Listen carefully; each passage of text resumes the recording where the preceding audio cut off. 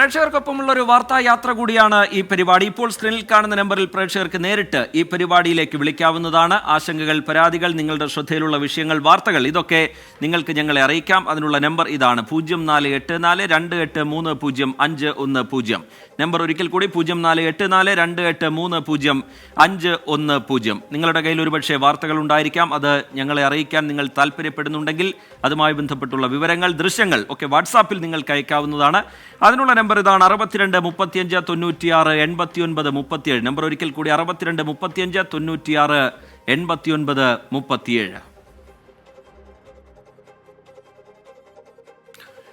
ഇന്ന് പുറത്തു വന്ന വളരെ പ്രധാനപ്പെട്ട ഒരു വാർത്തയിൽ നിന്നാണ് നമ്മൾ തുടങ്ങുന്നത്. 24-ലൂടെ നാടറിഞ്ഞ ഒരു പ്രധാനപ്പെട്ട വാർത്തയിലേക്കാണ് ആദ്യം പോകുന്നത്. 24 ബിഗ് ബ്രേക്കിംഗ്. അന്താരാഷ്ട്ര അവയവ മാഫിയ സംഘത്തിലെ കണ്ണി നെടുമ്പാശ്ശേരി വിമാനത്താവളത്തിൽ അറസ്റ്റിലായിരിക്കുന്നു. തൃശൂർ വലപ്പാട് സ്വദേശി സബിത്ത് നാസർ ആണ് അറസ്റ്റിലായത്. ആളുകളെ ഇറാനിലെത്തിച്ച് അവയവമെടുത്ത് വൻവിലയ്ക്ക് വിൽക്കുന്ന സംഘത്തിലെ പ്രധാന ഏജന്റാണ് ഇയാൾ എന്നുള്ളതാണ് പോലീസ് നൽകുന്ന വിവരം. അവയവക്കടത്ത് നിരോധന നിയമപ്രകാരം പ്രതിക്കെതിരെ നെടുമ്പാശ്ശേരി പോലീസ് FIR രജിസ്റ്റർ ചെയ്തിട്ടുണ്ട്. 24-ന് FIRന്റെ പകർപ്പ് ലഭ്യമായിട്ടുണ്ട്. പരാതിക്കാരിൽ നിന്ന് മൊഴിയെടുക്കാൻ പോലീസ് സംഘം പാലക്കാട്ടേക്ക് തിരിച്ചു. ശ്രീകാന്ത് ചേരുന്നുണ്ട് വിവരങ്ങളുമായി കൊച്ചിയിൽ നിന്ന്. ശ്രീകാന്ത്, നടക്കുന്ന വിവരങ്ങളാണ് പുറത്തു വരുന്നത്. ഈ അവയവ മാഫിയയിലെ ഈ സംഘത്തിലെ പ്രധാന കണ്ണിയാണ് ഇപ്പോൾ പിടിയിലായിരിക്കുന്നത്. പോലീസ് എന്താണ് ഇതുമായി ബന്ധപ്പെട്ട് പറയുന്നത്? ഇവരുടെ പ്രവർത്തനങ്ങൾ എങ്ങനെയായിരുന്നു? ഇനിയും ഒരുപാട് കാര്യങ്ങൾ ഇതുമായി ബന്ധപ്പെട്ട് അറിയേണ്ടതുണ്ട്. പോലീസിൽ നിന്ന് ലഭ്യമാകുന്ന വിവരങ്ങൾ എങ്ങനെയാണ് ശ്രീകാന്ത്?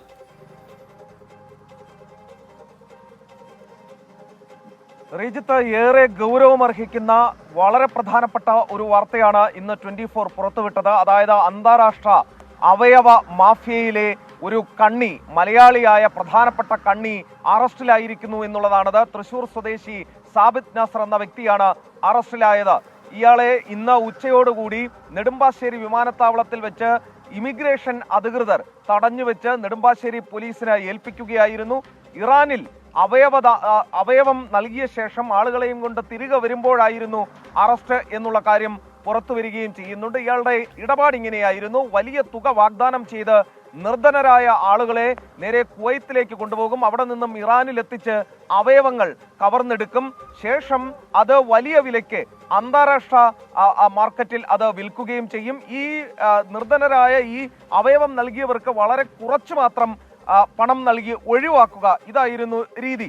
ഇത് നേരത്തെ തന്നെ കേന്ദ്ര സർക്കാരിന്റെ ശ്രദ്ധയിൽ ഇത്തരം കാര്യങ്ങൾ പെടുകയും അതിൽ നിരീക്ഷണം ഏർപ്പെടുത്താൻ നിർദ്ദേശം നൽകുകയും ചെയ്തു. അതിന്റെ അടിസ്ഥാനത്തിലാണ് ഇയാളെ പിടികൂടിയത്. ചോദ്യം ചെയ്യൽ നടത്തിയപ്പോൾ ഇയാൾ കുറ്റം സമ്മതിച്ചിട്ടുണ്ട്. മുൻപ് നിരവധി പേരെ കൊണ്ടുപോയതായി ഇയാൾ സമ്മതിച്ചു. ഇയാളുടെ ഫോണിൽ നിന്നും നിരവധി പേരുടെ അവയവങ്ങൾ കച്ചവടം ചെയ്തതുമായി ബന്ധപ്പെട്ട വിവരങ്ങൾ കിട്ടിയിട്ടുണ്ട്. മാത്രമല്ല, ഏറ്റവും പ്രധാനപ്പെട്ട ഒരു കാര്യം, നിരവധി പരാതിക്കാർ ഇയാൾക്കെതിരെ ഇതിനോടകം തന്നെ രംഗത്ത് വന്നിട്ടുണ്ട് എന്നുള്ളതാണ്. ഇയാൾ ഒറ്റയ്ക്കല്ല ഇതെല്ലാം ചെയ്തത് എന്നുള്ള കാര്യം സ്പഷ്ടമാണ്. പക്ഷേ ഇന്റലിജൻസ് ബ്യൂറോയും വിവിധ കേന്ദ്ര ഏജൻസികൾ അടക്കമുള്ളവരും ഉൾപ്പെട്ട കേസായതിനാൽ പോലീസിന് ഇതിൽ അധിക കാര്യങ്ങൾ പറയാൻ സാധിക്കില്ല. ഒരു പക്ഷേ ഇത് പോലീസിൽ നിന്നും കേന്ദ്ര ഏജൻസികൾ ഏതെങ്കിലുമൊക്കെ ഏറ്റെടുക്കാനുള്ള സാധ്യത പോലും കാണുന്നുണ്ട്. കാരണം അത്രയധികം കോടിക്കണക്കിന് രൂപയുടെ ഇടപാടാണ് നടന്നത് എന്ന് പുറത്തുവരുന്ന വിവരം മനസ്സിലാകുന്നു. നാളെ രാവിലെ 11 മണിക്ക് പ്രതിയെ Angamaly judicial first class magistrate കോടതിയിൽ ഹാജരാക്കും. റിമാൻഡ് സ്വാഭാവികമായും ഉണ്ടാകും. FIR-ൽ ഈ അവയവ കച്ചവടം തടയൽ നിരോധന നിയമപ്രകാരം ഇയാൾക്കെതിരെ കേസെടുത്തിട്ടുണ്ട്. മറ്റ് നിരവധി വകുപ്പുകൾ IPC 370 പ്രകാരം ഇയാൾക്കെതിരെ കേസെടുത്തിട്ടുണ്ട്. അങ്ങനെ പരമാവധി വകുപ്പുകൾ ചുമത്തി പോലീസ് ഇയാളെ കുടുക്കാൻ തന്നെയാണ് നീക്കം. പക്ഷേ ഇതിൽ ഈ ഒരാളിൽ അന്വേഷണം നിൽക്കുകയാണെങ്കിൽ ഇതോടുകൂടി ഈ റാക്കറ്റ് വീണ്ടും കരുത്താർജിക്കുമെന്നുള്ള കാര്യം ഉറപ്പാണ്. അതിനപ്പുറത്തേക്ക് അന്വേഷണം പോയാൽ വലിയ ഞെട്ടിക്കുന്ന നെക്സസ് പുറത്തുവരും എന്ന കാര്യത്തിൽ സംശയം വേണ്ട. ശരി, ശ്രീകാന്ത് വിവരങ്ങൾ നൽകുകയായിരുന്നു. എന്തായാലും ഇതുമായി ബന്ധപ്പെട്ടുള്ള അന്വേഷണം ഇനി കൂടുതൽ മേഖലകളിലേക്ക് പോകേണ്ടതുണ്ട്. ഇയാളൊരു വലിയ സംഘത്തിലെ കണ്ണി എന്നുള്ള കാര്യം ഉറപ്പിച്ചു കഴിഞ്ഞിട്ടുണ്ട്. ആരിലേക്കൊക്കെ അന്വേഷണം പോകും, ഏതൊക്കെ സംഘങ്ങളിലേക്ക് ഇതിൻ്റെ അന്വേഷണം പോകും എന്നുള്ള കാര്യത്തിലൊക്കെ നമുക്ക് വ്യക്തത ഇനിയും വരേണ്ടതുണ്ട്. ചില പരാതിക്കാർ മുന്നിലുണ്ട്. കൂടുതൽ പേർ ഇരകളായിട്ടുണ്ടോ എന്നുള്ള കാര്യമൊക്കെ വിശദമായ അന്വേഷണത്തിലായിരിക്കും പുറത്തു വരിക. എന്തായാലും വളരെ വിപുലമായൊരു അന്വേഷണം തന്നെ ഇതുമായി ബന്ധപ്പെട്ട് പോലീസിൻ്റെ ഭാഗത്തുനിന്നുണ്ടാവുന്നുണ്ട്. ശ്രീകാന്ത് വിവരങ്ങൾ നൽകുകയായിരുന്നു കൊച്ചിയിൽ നിന്ന്. അടുത്ത റിപ്പോർട്ടിലേക്ക്. ആരോഗ്യ മേഖലയിൽ കേരളം ആർജിച്ച നേട്ടം ലോകത്തിന് തന്നെ മാതൃകയാണ്. കോവിഡ് കാലത്തും നിപ്പ കാലത്തുമെല്ലാം അഭിമാനത്തോടെ നമ്മളെല്ലാം അത് പറഞ്ഞതുമാണ്. പക്ഷേ നിലവിലെ അവസ്ഥ അങ്ങനെയാണോ എന്നുള്ള ചോദ്യങ്ങൾ ചില സംഭവങ്ങൾ ഉണ്ടാകുമ്പോൾ സ്വാഭാവികമായും ഉയർന്നു വരികയാണ്. പുറത്തുവരുന്ന വാർത്തകൾ കാണുമ്പോൾ അത്ഭുതത്തോടെയല്ല അങ്ങേയറ്റം ആശങ്കയോടെയാണ് ജനം കേരളത്തിലെ ആരോഗ്യരംഗത്തെ കാണുന്നത്.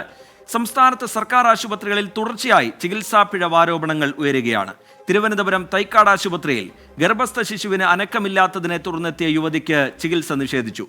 പിറ്റേ ദിവസം നടത്തിയ സ്കാനിങ്ങിൽ ഗർഭസ്ഥ ശിശു മരിച്ചു എന്ന് കണ്ടെത്തി. അത് ഒരു സ്വകാര്യ ലാബിലാണ് പരിശോധന നടക്കുന്നത്. കോഴിക്കോട് മെഡിക്കൽ കോളേജിൽ കൈക്ക് പൊട്ടലുണ്ടായപ്പോൾ ഇട്ടത് കാലിന് ഉപയോഗിക്കുന്ന കമ്പി എന്നാണ് മറ്റൊരു പരാതി ഉയർന്നു വന്നത്. അതിനിടെ 6-ാം വിരൽ നീക്കുന്നതിന് പകരം 4 വയസ്സുകാരുടെ നാവിൽ ശസ്ത്രക്രിയ ചെയ്ത സംഭവത്തിൽ ഡോക്ടറെ ഉടൻ ചോദ്യം ചെയ്യാനുള്ള നീക്കവും പോലീസിന്റെ ഭാഗത്തു നിന്നുണ്ടാവുന്നു. റിപ്പോർട്ടിലേക്ക്. സംസ്ഥാനത്തെ സർക്കാർ ആശുപത്രികൾ മികവിന്റെ കേന്ദ്രങ്ങളായി മാറുമ്പോഴും ഒരു വശത്ത് ചികിത്സാ പിഴവുകൾ തുടർക്കഥയാവുകയാണ്. അവയവമാറി ശസ്ത്രക്രിയ നടത്തിയതും അർദ്ധരാത്രി ചികിത്സ തേടിയെത്തിയ ഗർഭിണിയെ നിസ്സാരവൽക്കരിച്ച് മടക്കി അയച്ചതും ഒടുവിലത്തെ ഉദാഹരണം. വീഴ്ചകളിൽ ആരോഗ്യവകുപ്പിന്റെ ഇടപെടൽ ഉണ്ടാകുന്നുവെങ്കിലും പിഴവുകൾ ആവർത്തിച്ചുകൊണ്ടേയിരിക്കുന്നു.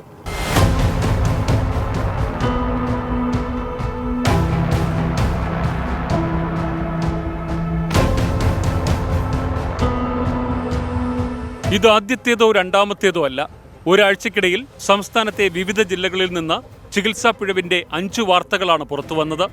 തിരുവനന്തപുരം തൈക്കാട് സർക്കാർ ആശുപത്രിയിലാണ് ഒടുവിലത്തെ സംഭവം. 8 മാസം ഗർഭിണിയായ കഴക്കൂട്ടം സ്വദേശി പവിത്രയുടെ കുഞ്ഞിന് അനക്കമില്ലാതെ വന്നതോടെയാണ് വ്യാഴാഴ്ച അർദ്ധരാത്രി തൈക്കാട് സർക്കാർ ആശുപത്രിയിൽ എത്തിച്ചത്. കുഞ്ഞിന് അനക്കമില്ലെന്ന് ഡോക്ടറെ അറിയിച്ചപ്പോൾ ഉറങ്ങുന്നതാകുമെന്ന് പറഞ്ഞ് തിരിച്ചയച്ചു. ഡ്യൂട്ടി ഡോക്ടർ പരിശോധന പോലുമില്ലാതെ മടക്കി അയക്കുകയാണ് ചെയ്തതെന്ന് പവിത്രയുടെ ഭർത്താവ് ലിബു പറഞ്ഞു. പിറ്റേ ദിവസം പുറത്തു നടത്തിയ സ്കാനിങ്ങിൽ കുഞ്ഞു മരിച്ചതായി കണ്ടെത്തി. ഉടൻ തൈക്കാട് ആശുപത്രിയിൽ എത്തിച്ചെങ്കിലും വിദഗ്ധ ചികിത്സയ്ക്കായി SIT-യിലേക്ക് പോകാൻ നിർദ്ദേശിച്ചു. SIT-യിലെത്തിച്ച് ശസ്ത്രക്രിയയിലൂടെയാണ് കുഞ്ഞിനെ പുറത്തെടുത്തത്. തൈക്കാട് ആശുപത്രിയിലെ ഡോക്ടർ കൃത്യമായി പരിശോധിച്ചിരുന്നുവെങ്കിൽ കാര്യങ്ങൾ സങ്കീർണമാകുമായിരുന്നില്ലെന്ന് ലിബു. രാത്രി ഒരു 11 മണിക്ക് ശേഷം എൻ്റെ വൈഫിന്, കുട്ടിയുടെ മാതാവിന് ഇങ്ങനൊരു ചെറിയൊരു അസ്വസ്ഥത ഉണ്ടാവുകയും കാര്യം കുട്ടിക്ക് ഒരു ചലനം കുറവായിട്ട് വരികയും ചലിക്കുന്നില്ല എന്നുള്ളൊരു അനക്കം ഇല്ലാത്തൊരവസ്ഥ വരികയും ചെയ്തു. പെട്ടെന്ന് നമ്മൾ വണ്ടിയിൽ കയറി നേരെ തൈക്കാട് ഹോസ്പിറ്റലിലെത്തിയപ്പം അവിടെ ഡ്യൂട്ടിയിലുണ്ടായിരുന്ന ഡോക്ടർ ഇത് കുട്ടിയെ ഈ വയറ് പരിശോധിച്ചതിന് ശേഷം കുട്ടിക്ക് കുഴപ്പമൊന്നുമില്ല, കുട്ടി ഉറങ്ങുകയാണ്, നിങ്ങൾ കുട്ടിയെ ഉറങ്ങാൻ സമ്മതിക്കത്തില്ലേ, നിങ്ങൾക്ക് മുമ്പ് ഒരു കുട്ടിയുള്ളതല്ലേ, ഇപ്പം നിങ്ങൾ നേരത്തെ മുമ്പ് പ്രസവിച്ചതല്ലേ, ഇപ്പം നിങ്ങൾക്ക് അറിയത്തില്ലേ, കുട്ടി ഉറങ്ങുകയാണ്, അതുകൊണ്ടാണ് കുട്ടി അനങ്ങാതിരിക്കുന്നത് എന്ന് പറഞ്ഞ് നിസ്സാരമായിട്ട് നമ്മൾ പറഞ്ഞ് മടക്കി അയക്കുകയായിരുന്നു ചെയ്തത്.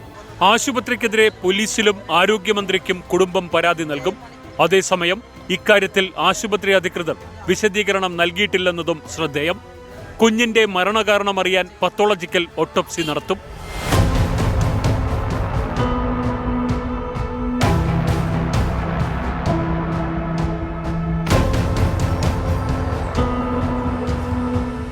കോഴിക്കോട് നിന്ന് ഇന്നും പുറത്തുവന്നു ചികിത്സാ പിഴവിന്റെ മറ്റൊരു വാർത്ത. എല്ലു പൊട്ടിയതിനെ തുടർന്ന് കോഴിക്കോട് മെഡിക്കൽ കോളേജിലെത്തിയതാണ് കോതിപ്പാലം സ്വദേശി അജിത്. ചികിത്സയ്ക്കിടെ കയ്യിലിടുന്ന കമ്പിക്ക് പകരം കാലിൽ ഉപയോഗിക്കുന്ന വലിയ കമ്പിയാണിട്ടതെന്ന പരാതി.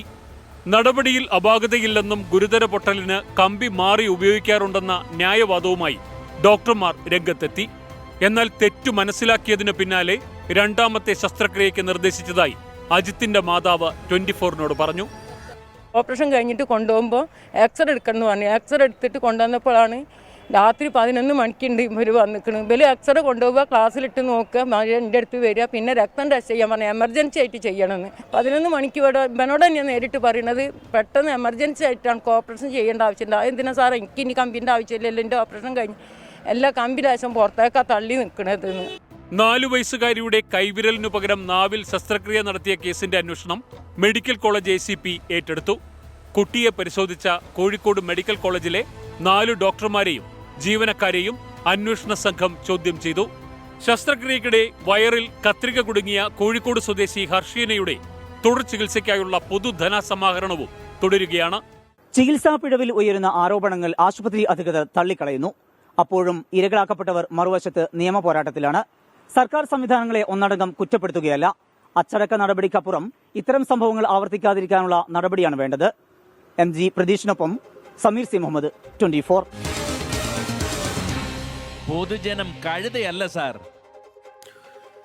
സാധാരണക്കാരുടെ ആശ്രയകേന്ദ്രം സർക്കാർ ആശുപത്രികൾ തന്നെയാണ്. അവിടെ നിന്ന് ഇത്തരത്തിലുള്ള പരാതികൾ ഉയർന്നു വരുന്നത് എന്തായാലും ശരിയല്ല. അതുമായി ബന്ധപ്പെട്ട് അന്വേഷണങ്ങൾ നടക്കട്ടെ. കൂടുതൽ ജാഗ്രതയോടുകൂടി ഇടപെടാൻ ബന്ധപ്പെട്ടവർക്ക് കഴിയട്ടെ. ആരോഗ്യവകുപ്പിന്റെ ഭാഗത്തു നിന്ന് അന്വേഷണം നടക്കട്ടെ. കുറ്റക്കാർക്കെതിരെ നടപടി ഉണ്ടാവട്ടെ. കമന്റ് ബോക്സിൽ ഒരുപാട് പ്രേക്ഷകർ പ്രതികരണവുമായി ഒപ്പം ചേരുന്നുണ്ട്. മഴയുമായി ബന്ധപ്പെട്ടുള്ള പുതിയ വിവരങ്ങൾ എന്താണ് എന്ന് ചോദിക്കുന്ന ചില പ്രേക്ഷകരെ കാണാൻ കഴിയുന്നുണ്ട്. ഈ സർക്കാർ ആശുപത്രികളിൽ നിന്ന് സമീപകാലത്ത് ഉയർന്നു വന്ന പരാതികൾ അത് വിശ്വാസ്യതയെ വലിയ രീതിയിൽ ബാധിക്കും എന്നുള്ള കാര്യം ചൂണ്ടിക്കാട്ടുന്ന പ്രേക്ഷകരുണ്ട്. കോട്ടയത്ത് ചാറ്റൽ മഴയുണ്ട് എന്ന് പറയുന്നു ജോസ്വിൻ ജോസഫ് എന്ന് പറയുന്ന പ്രേക്ഷകൻ. SKN ഇന്ന് ഇവിടെ പോയി മഴയായത് കാരണം അവധിയെടുത്തോ എന്ന് ചോദിക്കുന്നുണ്ട് ഷാനു എന്ന് പറയുന്ന പ്രേക്ഷകൻ. അദ്ദേഹം ചില ഔദ്യോഗിക തിരക്കുകളിലാണ്. നാളെ ഈ പരിപാടിയുമായി അദ്ദേഹം പ്രേക്ഷകർക്ക് മുമ്പിലേക്ക് എത്തുകയും ചെയ്യും. മഴയുമായി ബന്ധപ്പെട്ട വിവരങ്ങളിലേക്കാണ് ഇനി നമ്മൾ പോകുന്നത്. സംസ്ഥാനത്ത് അതിതീവ്ര മഴ തുടരാൻ സാധ്യത എന്ന് കേന്ദ്ര കാലാവസ്ഥാ വകുപ്പിന്റെ മുന്നറിയിപ്പ്. ഇടുക്കി, പത്തനംതിട്ട, കോട്ടയം, ആലപ്പുഴ ജില്ലകളിൽ അടുത്ത 3 ദിവസം റെഡ് അലർട്ട് പ്രഖ്യാപിച്ചു. എറണാകുളം, കൊല്ലം, തിരുവനന്തപുരം ജില്ലകളിൽ ഓറഞ്ച് മുന്നറിയിപ്പാണ്. കേരള തീരത്തുനിന്ന് മത്സ്യത്തൊഴിലാളികൾ കടലിൽ പോകുന്നതിന് കർശന വിലക്ക് ഏർപ്പെടുത്തിയിട്ടുണ്ട്. അലക്സ് റാം മുഹമ്മദ് ചേരുന്നുണ്ട് വിവരങ്ങളുമായി തിരുവനന്തപുരത്ത് നിന്ന്. അലക്സ്, ഏറ്റവും ഒടുവിലായി പുറത്തുവന്ന കാലാവസ്ഥാ മുന്നറിയിപ്പ് പറയുന്നത് എന്താണ്? റിജിത്ത്, സംസ്ഥാനത്ത് അടുത്ത 5 ദിവസം ശക്തമായ മഴയ്ക്കുള്ള സാധ്യതയാണ് കേന്ദ്ര കാലാവസ്ഥാ വകുപ്പ് പ്രവചിക്കുന്നത്. 14 ജില്ലകളിലും മഴ മുന്നറിയിപ്പ് നൽകിയിട്ടുണ്ട് അടുത്ത 5 ദിവസവും എന്നുള്ളതാണ്. അടുത്ത 3 ദിവസം മധ്യ കേരളത്തിലും തെക്കൻ കേരളത്തിലും അതിതീവ്രമായ മഴയ്ക്കുള്ള സാധ്യതയാണ് കേന്ദ്ര കാലാവസ്ഥാ വകുപ്പ് പ്രവചിക്കുന്നത്. അതിൽ ഇടുക്കി, പത്തനംതിട്ട, കോട്ടയം, ആലപ്പുഴ ജില്ലകളിൽ റെഡ് അലേർട്ട് പ്രഖ്യാപിച്ചിട്ടുണ്ട്. അതിതീവ്ര മഴയ്ക്കുള്ള സാധ്യതാ മുന്നറിയിപ്പാണ് റെഡ് അലേർട്ട്. എറണാകുളം, കൊല്ലം, തിരുവനന്തപുരം ജില്ലകളിൽ ഓറഞ്ച് മുന്നറിയിപ്പുണ്ട് ഈ 3 ദിവസവും. മറ്റെല്ലാ ജില്ലകളിലും യെല്ലോ മുന്നറിയിപ്പും നൽകിയിട്ടുണ്ട് എന്നുള്ളതാണ് ഏറ്റവും പ്രധാനപ്പെട്ട കാര്യം. ഇതിൽ മലയോര മേഖലയിൽ പ്രത്യേക ജാഗ്രത വേണമെന്നുള്ളതാണ് ദുരന്ത നിവാരണ അതോറിറ്റി ആവർത്തിച്ച് വ്യക്തമാക്കുന്നത്. മലയോര ജില്ലകളിലാണ് ഈ റെഡ് അലേർട്ട് പ്രഖ്യാപിച്ചിരിക്കുന്നത് പോലും. അതിതീവ്രമായ മഴ ഒരുപക്ഷെ വൈകുന്നേരവും രാത്രിയുമൊക്കെ അങ്ങനെ നിന്നു പെയ്യാനുള്ള സാധ്യത ആ മേഖലയിൽ ഉണ്ട്. അതിനാൽ പൊതുജനങ്ങളും സർക്കാർ സംവിധാനങ്ങളും ജാഗ്രത പാലിക്കണം. ഈ സർക്കാരിനോട് അതുപോലെ റവന്യൂ വകുപ്പിനോടൊക്കെ ബന്ധപ്പെട്ട വകുപ്പുകളോട് തയ്യാറെടുപ്പുകൾ പൂർത്തിയാക്കാൻ ദുരന്ത നിവാരണ അതോറിറ്റി കഴിഞ്ഞ ദിവസം തന്നെ വ്യക്തമാക്കിയതാണ്. ആ ജാഗ്രതാ നിർദ്ദേശം ഇപ്പോഴും തുടരുന്നുണ്ട്. അടുത്ത ഒരാഴ്ച കൂടി ആ ജാഗ്രത അങ്ങനെ തന്നെ വേണമെന്നുള്ളതാണ് ദുരന്ത നിവാരണ അതോറിറ്റി വ്യക്തമാക്കുന്നത്. ഈ മഴയ്ക്കൊപ്പം ശക്തമായ കാറ്റിനും ഇടിമിന്നലിനും സാധ്യതയുണ്ട് എന്ന മുന്നറിയിപ്പുണ്ട്. അതിനാൽ പൊതുജനങ്ങൾ ഇടിമിന്നൽ ജാഗ്രതാ നിർദ്ദേശങ്ങൾ പാലിക്കണം. ശക്തമായ കാറ്റ് വീശാൻ സാധ്യതയുള്ളതിനാൽ അതിനുള്ള മുൻകരുതൽ സ്വീകരിക്കണമെന്ന നിർദ്ദേശവും അവർ നൽകുന്നുണ്ട്. തീരവുമായി ബന്ധപ്പെട്ട് പ്രധാനപ്പെട്ട ജാഗ്രതാ നിർദ്ദേശം നിലനിൽക്കുന്നു. കേരള തീരത്ത് ശക്തമായ കാറ്റിനും മോശം കാലാവസ്ഥയ്ക്കും സാധ്യതയുള്ളതിനാൽ ഇനിയൊരു അറിയിപ്പുണ്ടാകുന്നതുവരെ മത്സ്യത്തൊഴിലാളികൾ മത്സ്യബന്ധനത്തിനായി കടലിൽ പോകരുതെന്നാണ് മുന്നറിയിപ്പുള്ളത്. അത് കർശനമായി പാലിക്കണമെന്നും ദുരന്ത നിവാരണ അതോറിറ്റി അറിയിക്കുന്നുണ്ട്. റീജിത്ത്, കാലവർഷം ഇന്ന് ആൻഡമാൻ മേഖലയിൽ എത്തിയതായി കേന്ദ്ര കാലാവസ്ഥാ വകുപ്പ് അറിയിക്കുന്നുണ്ട്. മാലിദ്വീപ്, കൊമോറിയൻ മേഖല, തെക്കൻ ബംഗാൾ ഉൾക്കടൽ, നിക്കോബാർ ദ്വീപുകൾ, തെക്കൻ ആൻഡമാൻ കടൽ എന്നീ മേഖലയുടെ ചില ഭാഗങ്ങളിലാണ് കാലവർഷം എത്തിച്ചേർന്നതായി അറിയിക്കുന്നത്. സാധാരണ കാലവർഷ കലണ്ടറിൽ മെയ് 22-നൊക്കെയാണ് ഈ മേഖലയിൽ കാലവർഷം എത്തുന്നത്. പക്ഷേ 3 ദിവസം മുമ്പ് തന്നെ കാലവർഷം അവിടെ എത്തിച്ചേർന്നിട്ടുണ്ട്. മെയ് 31-നാണ് കാലവർഷം കേരളത്തിൽ എത്തുമെന്ന് പ്രവചിച്ചിരിക്കുന്നത് കേന്ദ്ര കാലാവസ്ഥാ വകുപ്പ്. പക്ഷേ അതിനു മുമ്പ് തന്നെ മഴ കനക്കുന്നു എന്നുള്ളതാണ് ഏറ്റവും പ്രധാനപ്പെട്ട കാര്യം. അതിന്റെ പ്രധാന കാരണമായി കാലാവസ്ഥാ നിരീക്ഷണ കേന്ദ്രം പറയുന്നത് തെക്കൻ തമിഴ്നാട് തീരത്ത് ചക്രവാത ചുഴി നിലനിൽക്കുന്നുണ്ട്. സമാനമായി ന്യൂനമർദ്ദ പാത്തി നിലനിൽക്കുന്നുണ്ട്. അതിൻ്റെയൊക്കെ സ്വാധീനമാണ് സംസ്ഥാനത്ത് മഴ കനക്കാൻ കാരണം. പക്ഷേ ബുധനാഴ്ചയോടെ ഇതിന്റെ എല്ലാം സ്വാധീനത്തിൽ തെക്കു പടിഞ്ഞാറൻ ബംഗാൾ ഉൾക്കടലിൽ ന്യൂനമർദ്ദം രൂപപ്പെടാൻ സാധ്യതയുണ്ടെന്നും അത് ശക്തി പ്രാപിച്ച് ചുഴലിക്കാറ്റായി മാറാൻ സാധ്യതയുണ്ട് എന്ന മുന്നറിയിപ്പും അലക്സ് റാം മുഹമ്മദ് തിരുവനന്തപുരത്ത് നിന്ന് വിവരങ്ങൾ നൽകുകയാണ്. കാലവർഷം എത്തുന്നതിന് മുമ്പേ തന്നെ സംസ്ഥാനത്ത് മഴ ശക്തമാകുന്നുണ്ട്. വിവിധ ജില്ലകളിൽ മുന്നറിയിപ്പ് നിലനിൽക്കുന്ന പശ്ചാത്തലമുണ്ട്. എന്തായാലും എല്ലാവരും ഒന്ന് ജാഗ്രത പാലിക്കണം എന്നുള്ള നിർദ്ദേശമാണ് കേന്ദ്ര കാലാവസ്ഥാ വകുപ്പിന്റെ ഭാഗത്തു നിന്നുണ്ടാവുന്നത്. അലക്സ് റാം മുഹമ്മദ് അതിന്റെ കാലാവസ്ഥാ മുന്നറിയിപ്പുമായി ബന്ധപ്പെട്ട ഏറ്റവും പുതിയ വിവരങ്ങൾ, അറിയിപ്പുകൾ പങ്കുവയ്ക്കുകയായിരുന്നു. കാലവർഷം എത്തിയില്ലെങ്കിലും സംസ്ഥാനത്ത് പലയിടത്തും മഴ ശക്തമാണ്. രാത്രി മുതൽ പെയ്ത കനത്ത മഴയിൽ വ്യാപക നാശനഷ്ടമുണ്ടായി. കാസർഗോഡ് കരിന്തളത്തും പത്തനംതിട്ട ഗവിയിലും കനത്ത നാശനഷ്ടമാണ് ഉണ്ടായത്. പുറമറ്റം മാർത്തോമാ പള്ളിയുടെ സെമിത്തേരി മതിൽ മഴയിൽ തകർന്നു വീണു. നിർത്താതെ പെയ്ത മഴയിൽ തലസ്ഥാന നഗരവും വെള്ളത്തിൽ മുങ്ങി.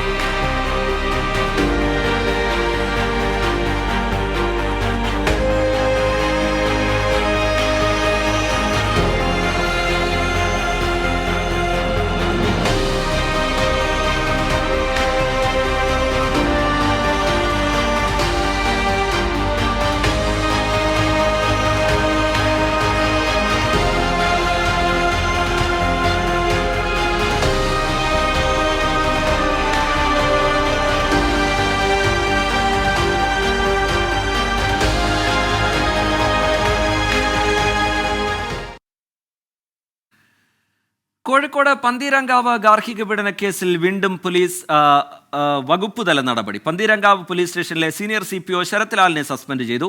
ഒന്നാം പ്രതി രാഹുൽ P. ഗോപാലിനെ രക്ഷപ്പെടാൻ സഹായിച്ചു എന്ന കണ്ടെത്തലിലാണ് നടപടി. പ്രതിയുടെ വീട്ടിൽ നടത്തിയ പരിശോധനയ്ക്കൊടുവിൽ രാഹുലിന്റെ വാഹനവും കസ്റ്റഡിയിലെടുത്തിട്ടുണ്ട്. പന്തീരങ്കാവ് ഗാർഹിക പീഡനവുമായി ബന്ധപ്പെട്ട് പന്തീരങ്കാവ് പോലീസ് സ്റ്റേഷനിലെ 2 പേർക്കെതിരെയാണ് ഇതുവരെ നടപടി ഉണ്ടായിട്ടുള്ളത്. അന്വേഷണത്തിൽ വീഴ്ചയുണ്ടായി എന്ന് കാണിച്ചാണ് പന്തീരങ്കാവ് പോലീസ് സ്റ്റേഷനിലെ SHO ആയ സരിത്തിനെ ആദ്യം സസ്പെൻഡ് ചെയ്തത്. പ്രതിയായ രാഹുൽ P. ഗോപാലിന് രാജ്യം വിടാൻ സഹായമൊരുക്കിയതിനാണ് CPO ശരത് ലാലിനെ ഏറ്റവും ഒടുവിൽ സസ്പെൻഡ് ചെയ്തത്.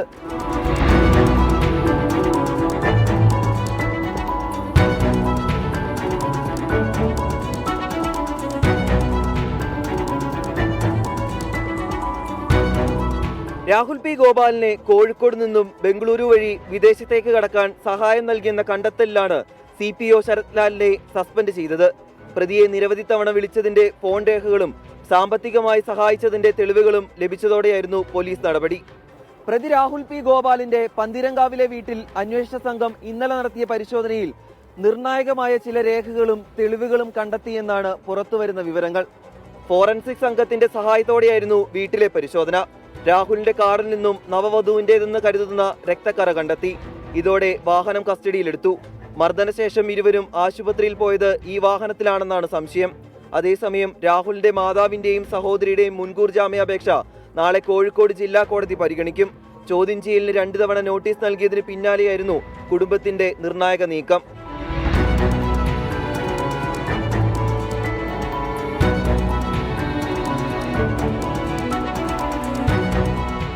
കേസിലെ 4ാം പ്രതിയായ മാങ്കാവ് സ്വദേശി രാജേഷ് BDYS സംസ്ഥാന എക്സിക്യൂട്ടീവ് അംഗമാണ്. ഇയാൾക്കെതിരെ ഉടൻ സംഘടനാ നടപടി ഉണ്ടാകും. BDJS കോഴിക്കോട് ജില്ലാ കമ്മിറ്റിയുടെ ആവശ്യപ്രകാരം സംസ്ഥാന കമ്മിറ്റിയായിരിക്കും ഇയാൾക്കെതിരെ സംഘടനാ നടപടിയെടുക്കുക. പ്രവീൺ ധർമ്മശാലയ്ക്കൊപ്പം രാഹുൽ സുരേഷ്, 24 കോഴിക്കോട്. പൊതുജനം കഴുതയല്ല സാർ. ആലപ്പുഴ ചേർത്തലയിൽ സ്കൂൾ വിദ്യാർത്ഥികളെ ലക്ഷ്യമിട്ട് കഞ്ചാവ് മിഠായി വിൽപ്പനയ്ക്കെത്തിച്ച 2 UP സ്വദേശികൾ പിടിയിൽ. 2000-ലധികം കഞ്ചാവ് മിഠായികൾ ഇവരിൽ നിന്ന് പിടിച്ചെടുത്തിട്ടുണ്ട്. മനീഷ് മഹിബാൽ ചേരുന്നുണ്ട് വിവരങ്ങളുമായി ആലപ്പുഴയിൽ നിന്ന്. മനീഷ്, സ്കൂൾ കുട്ടികളെ ലക്ഷ്യമിട്ടാണ് ഇവരുടെ പ്രവർത്തനമെന്ന് മനസ്സിലാക്കുന്നു. എന്താണ് പോലീസ് ഇതുമായി ബന്ധപ്പെട്ട് പറയുന്നത്? ഇവർ വലയിലായത് എങ്ങനെയാണ്? കൂടുതൽ പേർ ഈ സംഘത്തിലുണ്ടോ മനീഷ്? ശ്രീജിത്ത്, സംസ്ഥാനത്ത് ഇതിനു മുൻപും ഈ കഞ്ചാവ് മിഠായികൾ എക്സൈസും പോലീസും പിടിച്ചെടുത്ത സംഭവങ്ങളുണ്ട്. ഈ സ്കൂൾ തുറക്കുന്നതിന് മുന്നോടിയായിട്ടാണ് ആലപ്പുഴ ചേർത്തല എക്സൈസ് സർക്കിൾ ഈ ചേർത്തല അരൂർ ഭാഗങ്ങളിൽ ഒരു കിട്ടിയ രഹസ്യ വിവരത്തിന്റെ അടിസ്ഥാനത്തിലായിരുന്നു ഇന്ന് രാവിലെ മുതൽ ഉച്ചവരെ പരിശോധന നടത്തിയത്. സ്കൂൾ കുട്ടികളെ ലക്ഷ്യം വെച്ചാണ് ഇവർ വിൽപ്പന നടത്തുന്ന അടിസ്ഥാനത്തിൽ നടത്തിയ പരിശോധനയിലാണ് 2000-ലധികം കഞ്ചാവ് മിഠായികളും 10 കിലോയോളം നിരോധിത പുകയില ഉൽപ്പന്നങ്ങളും പിടികൂടിയിട്ടുള്ളത്. ഇവരെ പിടികൂടിയ 2 പേർ ഉത്തർപ്രദേശ് സ്വദേശികളാണ്. അത് ശാന്ത് രവീന്ദ്രദാസ് നഗർ ജില്ലയിലെ ബദോഹി താലൂക്കിൽപ്പെട്ട രാഹുൽ സരോജ്, ഒപ്പം ഇയാളുടെ ബന്ധു കൂടിയായിട്ടുള്ള സന്തോഷ് കുമാർ എന്നിവരെയാണ് എക്സൈസ് അറസ്റ്റ് ചെയ്തിട്ടുള്ളത്. ഇവർ കുട്ടികൾക്ക് ഇത് വിതരണം ചെയ്തിട്ടുണ്ടോ എന്ന് എക്സൈസ് പരിശോധിച്ചു വരികയാണ്. ഈ കേസ് പോലീസിന് കൂടി കൈമാറും. കാരണം ഇവർ ഇവിടെ എത്തിയിട്ട് ഒരാഴ്ചയായിട്ടുണ്ട്. ട്രെയിൻ മാർഗമാണ് ഈ മിഠായികൾ കൊണ്ടുവന്നിട്ടുള്ളത്. ഒപ്പം തന്നെ നിരോധിത പുകയില ഉൽപ്പന്നങ്ങളും ഇത് ആലുവയിൽ നിന്ന് കൊണ്ടുവന്നിട്ടുള്ളതാണെന്ന് മനസ്സിലായിട്ടുണ്ട്. അങ്ങനെ പുതിയ ഓരോ സമയത്തും പുതിയ രൂപത്തിലും ഭാവത്തിലുമാണ് ഈ മിഠായികൾ കൊണ്ടുവരുന്നത്. ഇവർ വന്ന ദിവസം മുതൽ ഇത്രയും ദിവസത്തിനുള്ളിൽ ആർക്കൊക്കെ ഈ മിഠായികൾ കൈമാറിയിട്ടുണ്ട്, മുതിർന്നവർക്കാണോ സ്കൂൾ കുട്ടികൾക്കാണോ കൈമാറിയത് അടക്കമുള്ള കാര്യങ്ങൾ പരിശോധിക്കും. നിലവിൽ എക്സൈസ് സംഘം ഇവരെ ചോദ്യം ചെയ്തു വരികയാണ്. ശരി, മനീഷ് മഹിബാൽ ആലപ്പുഴയിൽ നിന്ന് വിവരങ്ങൾ നൽകുകയായിരുന്നു. ചേർത്തലയിലാണ് സ്കൂൾ വിദ്യാർത്ഥികളെ ലക്ഷ്യമിട്ട് കഞ്ചാവ് മിഠായി വിൽപ്പനയ്ക്കെത്തിച്ച 2 പേർ, 2 UP സ്വദേശികൾ എക്സൈസിന്റെ പിടിയിലായിരിക്കുന്നത്. തിരുവനന്തപുരം വേളിക്കായലിലെ ഒരു പ്രതിസന്ധിയിലേക്കാണ് ഇനി. കായലാകെ കുളവാഴകൾ നിറഞ്ഞതോടെ വേളി ടൂറിസം വില്ലേജിലെ ബോട്ടിംഗ് കനത്ത പ്രതിസന്ധിയാണ് നേരിടുന്നത്. ബോട്ടിംഗ് പൂർണ്ണമായി നിലച്ച സ്ഥിതിയിലാണ്. ടൂറിസ്റ്റ് വില്ലേജിലെത്തുന്ന സഞ്ചാരികൾ വലിയ നിരാശയിലാണ് മടങ്ങേണ്ടി വരുന്നത്.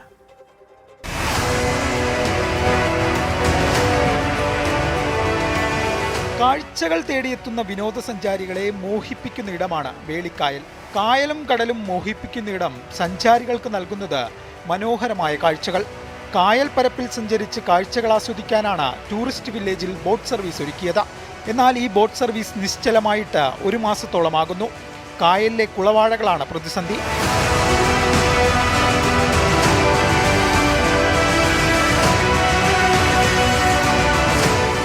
വർഷാവർഷങ്ങളിൽ ഈ പായൽ ഇതേപോലെ ഒരുപാട് കായലിൽ അടിഞ്ഞു കൂടാറുണ്ട്.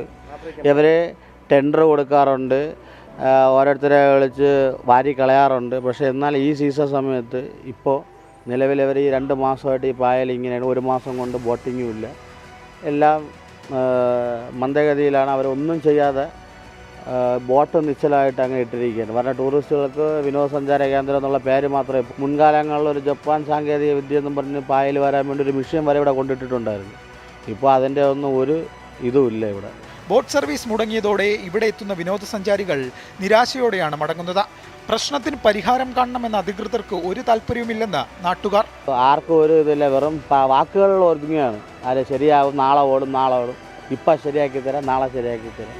ആർക്കും ഒരു വേണ്ടാതെ വെറുതെ ഇട്ടിരിക്കുന്നതാണ് ഇപ്പോൾ ഈ ഒരു വേളി ടൂറിസ്റ്റ് വില്ലേജ്.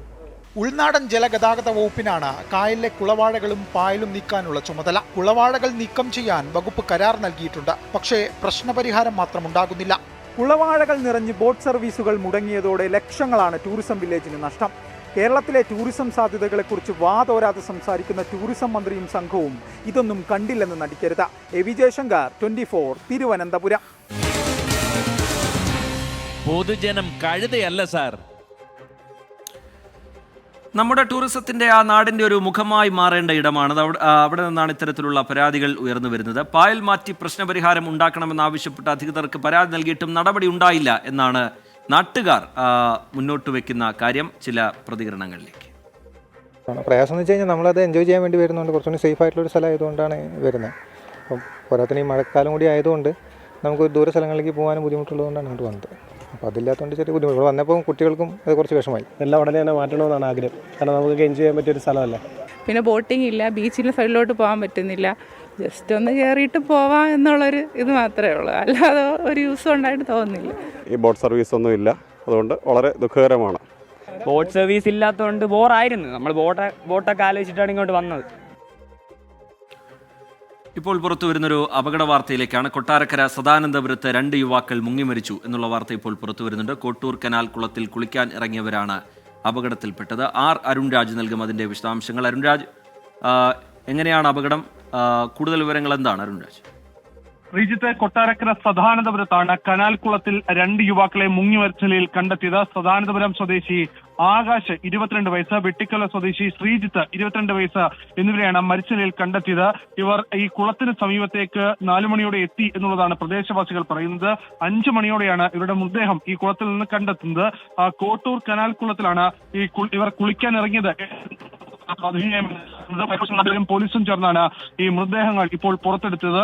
മൃതദേഹം ഇപ്പോൾ താലൂക്ക് ആശുപത്രിയിൽ സൂക്ഷിച്ചിരിക്കുകയാണ്. ശരി, അരുൺരാജ് വിവരങ്ങൾ നൽകുകയായിരുന്നു കൊല്ലത്ത് നിന്ന്. ഉരുകിയൊലിക്കുന്ന ചൂടിനിടെ കുറച്ച് മഴ ലഭിച്ചപ്പോൾ നമ്മളെല്ലാം പറഞ്ഞിട്ടുണ്ടാകും, എന്തൊരു ആശ്വാസമെന്ന്. എന്നാൽ അതുപോലും പറയാൻ കഴിയാതെ ദുരിതക്കയത്തിൽപ്പെട്ടിരിക്കുകയാണ് കോട്ടയത്തെ നെൽകർഷകർ. ഉഷ്ണതരംഗത്തെ തുടർന്ന് നെല്ലിന്റെ വിളവ് കുറഞ്ഞത് സമീപകാലത്തെങ്ങുമില്ലാത്ത ദുരിതമാണ് കർഷകർക്ക് ഉണ്ടാക്കിയിരിക്കുന്നത്. അപ്പർ കുട്ടനാടൻ മേഖലയിൽ ഉൾപ്പെടെ പ്രതിസന്ധി അതിരൂക്ഷമാണ്. കോട്ടയം ചെങ്ങളത്ത് കൊയ്യാതെ കിടക്കുന്ന ഒരു പാടശേഖരത്തിലാണ് ഞാനിപ്പോൾ നിൽക്കുന്നത്. കഴിഞ്ഞ തവണ മഴയായിരുന്നു വില്ലനെങ്കിൽ ഇത്തവണ വെയിലാണ്. എന്തായാലും ദുരിതം അതുപോലെ തന്നെ തുടരുകയാണ് നെൽകർഷകരുടെ മേൽ.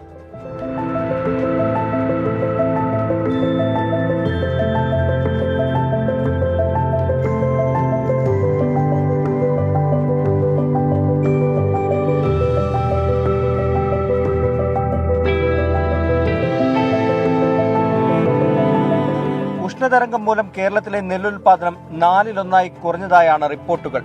കതിരിലെ പാല് വറ്റി നെൽമണിയാകാതെ പോയതാണ് നെല്ലുൽപാദനത്തിൽ വലിയ ഇടിവുണ്ടാകാൻ കാരണം.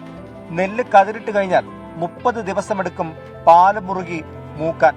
എന്നാൽ അന്തരീക്ഷ താപനില 35 ഡിഗ്രിയിൽ കൂടുതലാണെങ്കിൽ ഈ പ്രക്രിയ തടസ്സപ്പെടും. ഇത് വിളവിനെ കാര്യമായി ബാധിക്കുമെന്നാണ് വിദഗ്ധർ പറയുന്നത്.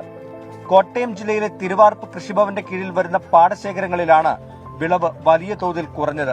ഒരേക്കറിൽ നിന്ന് 2500 കിലോ നെല്ല് കിട്ടേണ്ടതാണ്.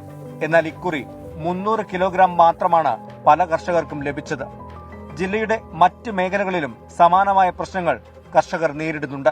ശരിക്കും പറഞ്ഞാൽ 3 ആഴ്ചയിലേറെയായിട്ട് ഈ നെല്ല് ഇവിടെ കിടക്കുകയാണ്. അധികൃതരുടെ തികഞ്ഞ അനാസ്ഥ എന്ന് മാത്രമേ ഇതിനെ നമുക്ക് പറയാൻ പറ്റുള്ളൂ. നെല്ല് കൊയ്തിട്ട് കഴിഞ്ഞാൽ മോയ്സ്ചർ നോക്കണമെങ്കിൽ പിറ്റേന്ന് വന്ന് നോക്കുക, അല്ലെങ്കിൽ 2 ദിവസത്തിനകം നോക്കി നെല്ലെടുക്കാനുള്ള നടപടികൾ എടുക്കേണ്ടതിന് പകരം 3 ആഴ്ചയിലേറെയായി ഇട്ടിട്ട് ഇന്നലെ വന്നാണ് മോയ്സ്ചർ നോക്കുന്നത്. മോയ്സ്ചർ നോക്കിയിട്ട് കുഴപ്പമൊന്നുമില്ല, പതക്കോളുണ്ട്. അതുകൊണ്ട് കിഴിവ് 10 കിലോ ഇവരോട് ആവശ്യപ്പെട്ടു, ഇവരത് കൊടുക്കാമെന്ന് സമ്മതിച്ചു എന്നാണ് ഇവർ പറയുന്നത്. പല കർഷകരും കടം വാങ്ങിയും മറ്റുമാണ് കൃഷി നടത്തിയത്. 1 മണിക്കൂർ കൊയ്ത്ത് യന്ത്രം പാടത്തിറക്കാൻ 1800 രൂപ കൊടുക്കണം. എന്നാൽ ആ തുകയ്ക്കുള്ള നെല്ല് പോലും കിട്ടുന്നില്ലെന്നാണ് കർഷകർ പറയുന്നത്. കേരളത്തിലെ കോൾപ്പാടങ്ങളിലെ വിളവും മുൻവർഷത്തെ അപേക്ഷിച്ച് 4-1 കുറഞ്ഞു. വേനൽ മഴ കൂടി വന്നതോടെ കൊയ്തിട്ട നെല്ല് സംഭരിക്കാനാകാത്ത അവസ്ഥയും പലയിടത്തും ഉണ്ടാകുന്നുണ്ട്. മഴക്കാലത്ത് ഈർപ്പമുണ്ടെന്ന് പറഞ്ഞ് മില്ലുടമകൾ കിഴിവ് ചോദിച്ചിരുന്നു.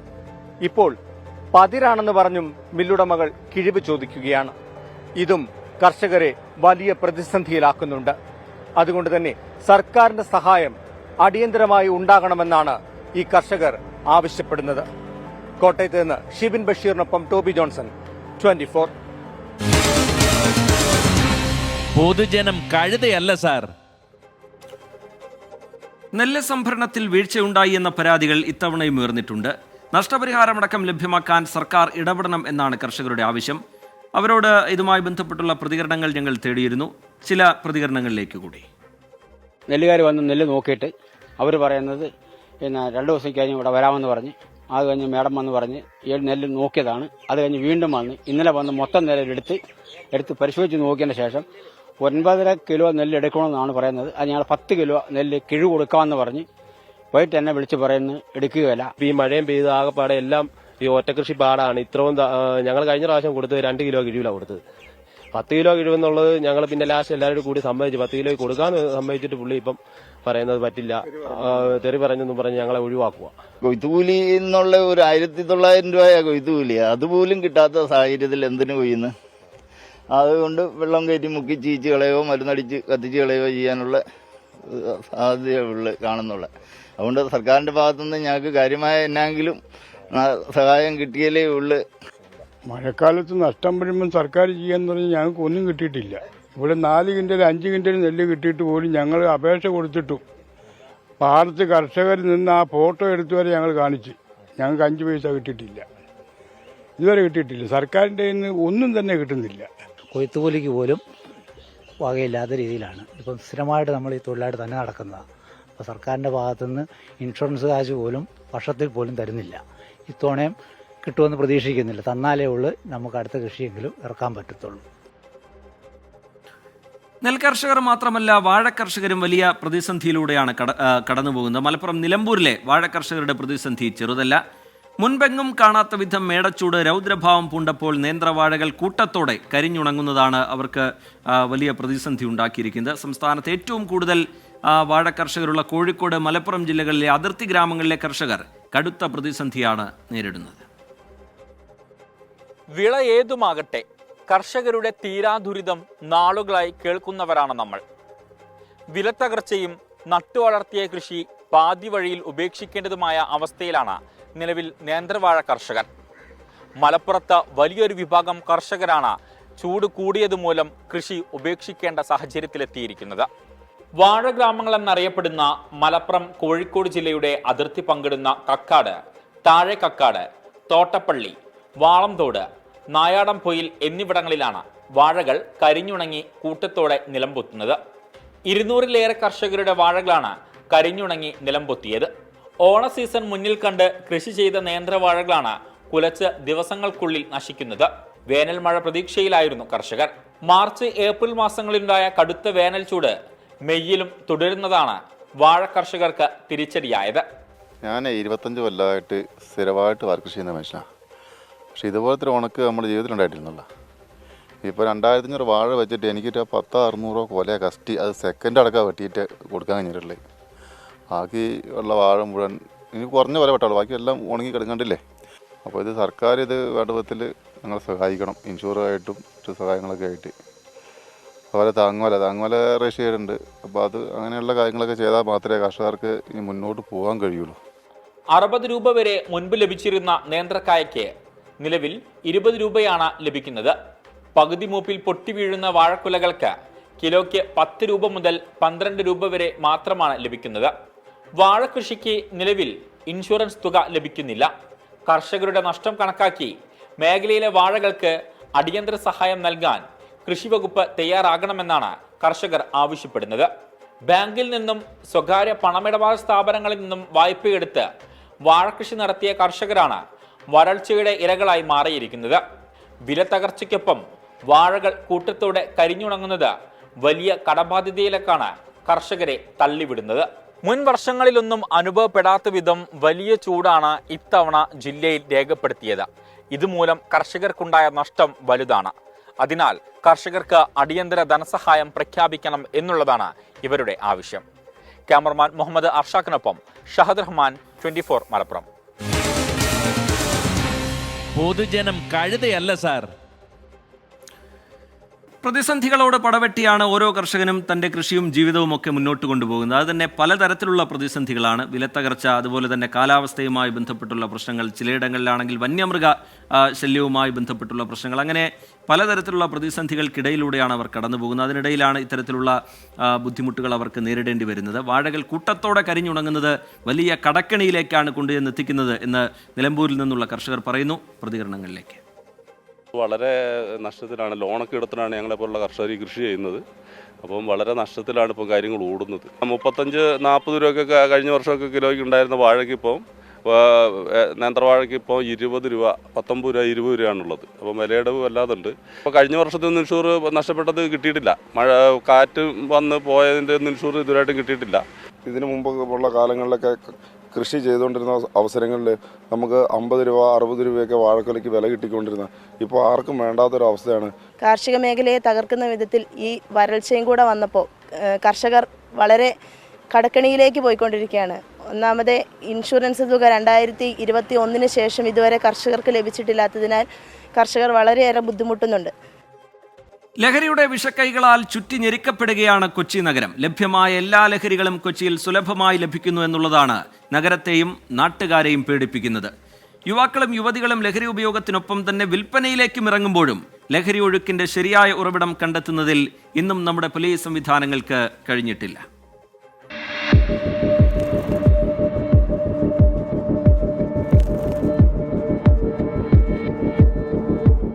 രാസലഹരിയുടെ പിടിയിൽ അമരുകയാണ് കൊച്ചി നഗരം. പ്രതിദിനം കൊച്ചി സിറ്റി പരിധിയിൽ മാത്രം പിടികൂടുന്നത് 3-4 കേസുകളാണ്. പിടിയിലാകാതെ രക്ഷപ്പെടുന്നത് അതിന്റെ ഇരട്ടിയിലധികം കേസുകളാകും. ഇന്നലെ കൊച്ചിയിൽ അറസ്റ്റിലായ മോഡൽ അൽക്കാജ് അടക്കമുള്ളവർ ലഹരി വിൽപ്പനയിലേക്ക് കടന്നു വരുന്നത് അതിൽ നിന്നും കിട്ടുന്ന വലിയ ലാഭത്തെ കരുതിയാണ്. ഇവരിൽ പലരും ലഹരിക്ക് അടിമകളാണെന്നത് പോലീസിന് പോലും വലിയ തലവേദനയാണ് ഉണ്ടാക്കുന്നത്.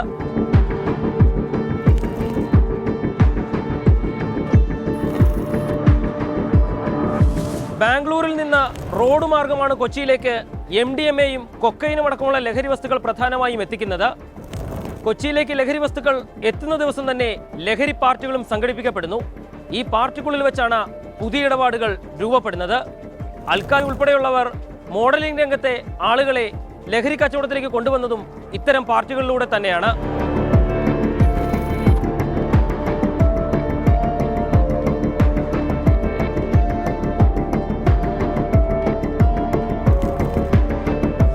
കൊച്ചി സിറ്റി പോലീസ് ഇന്നലെ അറസ്റ്റ് ചെയ്ത അൽക്കാജോണി ഉൾപ്പെടുന്ന ലഹരി കടത്ത് സംഘത്തിന് പ്രതിദിനം 40,000 മുതൽ 50,000 രൂപ വരെയാണ് ലാഭമായി കിട്ടിയിരുന്നത്. ഈ വലിയ ലാഭം തന്നെയാണ് യുവതി യുവാക്കളെ ലഹരി കച്ചവടത്തിലേക്ക് പ്രധാനമായും എത്തിക്കുന്നത്. നിലവിൽ കസ്റ്റഡിയിൽ കഴിയുന്ന പ്രതികളെ ചോദ്യം ചെയ്താൽ മാത്രമേ ലഹരി കച്ചവടത്തിന്റെ വലിയ ലാഭം കൈപ്പറ്റിയിരുന്ന ബോസ് എന്ന ആളെക്കുറിച്ചുള്ള വിവരങ്ങൾ പോലീസിന് ലഭിക്കുകയുള്ളൂ.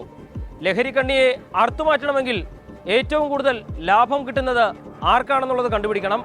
അത്തരം കണ്ണുകളെ കണ്ടുപിടിച്ചാൽ മാത്രമേ കൊച്ചി നഗരത്തിലേക്ക് ഉൾപ്പെടെയുള്ള ലഹരി വരവിന്റെ അളവെങ്കിലും കുറയ്ക്കാനാകൂ. ഇനി മറ്റൊരു റിപ്പോർട്ടിലേക്കാണ്. അരിക്കൊമ്പനെ കേരളക്കര മറന്നിട്ടുണ്ടാവില്ല. ഇടുക്കിയെ വിറപ്പിച്ച കൊമ്പനെ നാടുകടത്തിയിട്ട് കൊല്ലം 1 കഴിയുന്നു. കൊമ്പൻ കാട് മാറിയിട്ടും ചിന്നക്കനാലിൽ ഇന്നും അരിക്കൊമ്പൻ വിഷയത്തിൽ പ്രതിഷേധം തുടരുകയാണ്. അരിക്കൊമ്പൻ വിദഗ്ധ സമിതി റിപ്പോർട്ട് പുനഃപരിശോധിക്കണം എന്നാവശ്യപ്പെട്ടുകൊണ്ടാണ് പ്രതിഷേധം.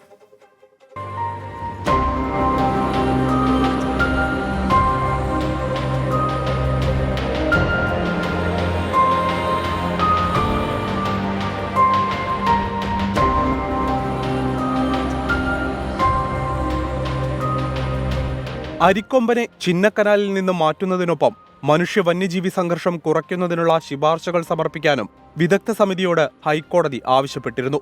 കാട്ടാനകളുടെ സുഗമമായ സഞ്ചാരത്തിനായി ആനയിറങ്കൽ മുതൽ ഓൾഡ് ദേവികുളം വരെ ഇടനാഴിയുണ്ടാക്കണമെന്നാണ് റിപ്പോർട്ടിലെ പ്രധാന ശുപാർശ.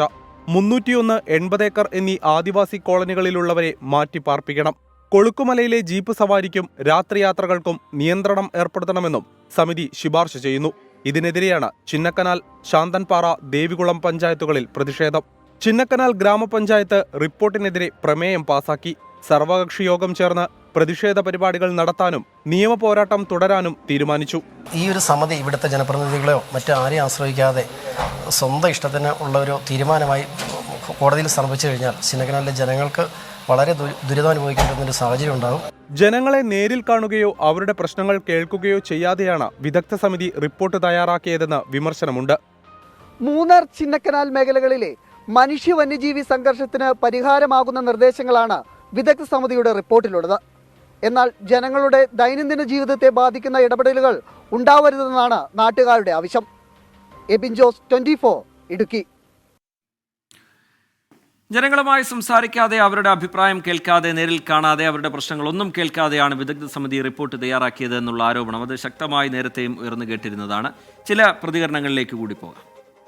അരിക്കൊമ്പൻ്റെ ആ റിപ്പോർട്ടിൽ പറഞ്ഞിരിക്കുന്ന കാര്യങ്ങൾ ഈ പഞ്ചായത്തിലെ ജനങ്ങളെ ഒരു സങ്കടത്തിലേക്ക് പോകുന്ന രീതിയിലാണ് ഇപ്പോൾ അതിൻ്റെ റിപ്പോർട്ട് സമർപ്പിച്ചിരിക്കുന്നത്. ആനത്താരകൾ അടഞ്ഞിരിക്കുന്നു, പിന്നെ 301 കോളനി അവിടുന്ന് മാറ്റി സ്ഥാപിക്കണം എന്നൊക്കെയുള്ള കാര്യം പറഞ്ഞേക്കുന്നത് ഇവിടുത്തെയുള്ള ജനങ്ങൾക്ക് തീർച്ചയായിട്ടും എതിര് വരുന്നൊരു സാഹചര്യം തന്നെയാണ് ഉണ്ടായിരിക്കുന്നത്. അതുപോലെ കൊളുക്കുമല റോഡിൽ ഇതുവരെ ആന സഞ്ചരിച്ചൊരു പാതയായി നമ്മളിവിടെ അറിയാൻ സാധിച്ചിട്ടില്ലെങ്കിൽ അവിടെയെല്ലാം ആന ഡെയിലി പോയി വരുന്നു എന്നുള്ള ആ വിദഗ്ധ സമിതിയുടെ റിപ്പോർട്ടിൽ വാച്ചർമാരും ഫോറസ്റ്റുകാരും എല്ലാം പറഞ്ഞിരിക്കുന്നത്. അതെല്ലാം വെറും ഒരു തെറ്റായ നയമാണ് ആ പറഞ്ഞിരിക്കുന്നത്. തെറ്റായ റിപ്പോർട്ട് കൊടുത്തുകൊണ്ടാണ് ഇവർ മുന്നോട്ട് പോകുന്നത്. ഇങ്ങനെ ഒരു റിപ്പോർട്ടുമായിട്ട് മുന്നോട്ട് പോകുമ്പോൾ ഇവിടുത്തെ ചിന്നക്കനാൽ, അതായത് ഈ ടൂറിസമും ഇവിടുത്തെ ജീവിക്കുന്ന ജനങ്ങളുടെ വാൽവാധാരം തന്നെ ഇല്ലാതായി പോകുന്ന ഒരു നിലയിലേക്കാണ് പോകുന്നത്. അങ്ങനെ എന്തെങ്കിലും ഇങ്ങനെ വേറെ കുറച്ച് ആവശ്യമില്ലാതെ തെറ്റായ റിപ്പോർട്ടിൻ്റെ അടിസ്ഥാനത്തിൽ മുന്നോട്ട് പോകുകയാണെങ്കിൽ ഇവിടെ ജനങ്ങളെ കൂട്ടിക്കൊണ്ട് ജനപ്രതിനിധികളും ഇവിടുത്തെ രാഷ്ട്രീയക്കാരും എല്ലാവരും ഒരുമിച്ച് നിന്നുകൊണ്ട് ഒരു നല്ല സമരപരിപാടിയിലേക്ക് പോകാനാണ് ഞങ്ങൾ അടുത്ത ആലോചിക്കുന്നത്. അവിടെ യഥാർത്ഥത്തിൽ ബോട്ടിംഗ് നടത്തുന്നതോ അല്ലെങ്കിൽ ടൂറിസമോ അല്ല ആനകൾക്ക് ശല്യമുണ്ടാക്കിയിരിക്കുന്നത്. ആനകൾക്ക് യഥാർത്ഥത്തിൽ അവിടുത്തെ പ്രശ്നമെന്ന് പറഞ്ഞാൽ അവിടുത്തെ റവന്യൂവിന്റെ സ്ഥലം മുഴുവൻ യൂക്കാലി പ്ലാന്റ് ചെയ്യാനും വാറ്റൽ പ്ലാന്റ് ചെയ്യാനും കൊടുത്ത് യൂക്കാലി വാറ്റൽ പ്ലാന്റേഷനുകൾ ഉണ്ടായത് ആനയ്ക്ക് തീറ്റയില്ലാത്ത സ്ഥിതിവിശേഷം ഉണ്ടായിരിക്കുന്നു. അപ്പോൾ അടിയന്തരമായിട്ട് ഗവൺമെന്റ് അവിടെ ചെയ്യേണ്ട നടപടി ടൂറിസം നിരോധിക്കുകയോ ബോട്ടിംഗ് നിരോധിക്കുകയോ അല്ല ചെയ്യേണ്ടത്. മറിച്ച് അവിടുത്തെ റവന്യൂ ഭൂമി അത് ഹിന്ദുസ്ഥാൻ ന്യൂസ് പ്രിന്റ് ലിമിറ്റഡ് തുടങ്ങിയ പൊതുമേഖലാ സ്ഥാപനങ്ങൾക്ക് പാട്ടത്തിന് കൊടുത്തിരിക്കുന്ന ഭൂമി വീണ്ടെടുത്ത് അവിടുത്തെ യൂക്കാലികളെ മാറ്റിക്കൊണ്ട് സ്വാഭാവിക വനവും സ്വാഭാവിക പുൽമേടുകളും വളരാനുള്ള സാഹചര്യം ഈ ചിന്നക്കനാൽ മേഖലയിൽ ഉണ്ടാക്കി കഴിഞ്ഞാൽ അവിടുത്തെ കാട്ടാനകൾ അത് സുഭിക്ഷമായിട്ട് അവിടെ കഴിഞ്ഞോളും. അവിടെ ടൂറിസവും നടത്താം, ബോട്ടിങ്ങും നടത്താം. കൊളുക്കുമല ടൂറിസമൊക്കെ നിർത്തിക്കഴിഞ്ഞാൽ ഇവിടുത്തെ ഞങ്ങളെല്ലാം പുറകിലേക്ക് പോകേണ്ടി വരും. ഇപ്പോൾ അത്യാവശ്യം ജീവിക്കുന്നത് ആ കൊളുക്കുമല ടൂറിസ്റ്റുകളെ കൊണ്ടാണ്. നമ്മളിപ്പോൾ ഞാനൊരു ഹോട്ടൽ ബിസിനസ് നടന്ന ആളാണ്. എല്ലാവർക്കും തന്നെ അത് ബാധിക്കും, സാധാരണക്കാരെ ബാധിക്കും. ഒത്തിരി സാധാരണക്കാർ ഇവിടെ ടൂറിസം മേഖലയിൽ പണിയെടുക്കുന്ന ഹൗസ് കീപ്പിംഗ് ആയിട്ടും അല്ലാതെ മാനേജ്മെൻറ്റ് ലെവലിലൊക്കെ പണിയെടുക്കുന്ന ആൾക്കാരൊക്കെ ഉണ്ട്.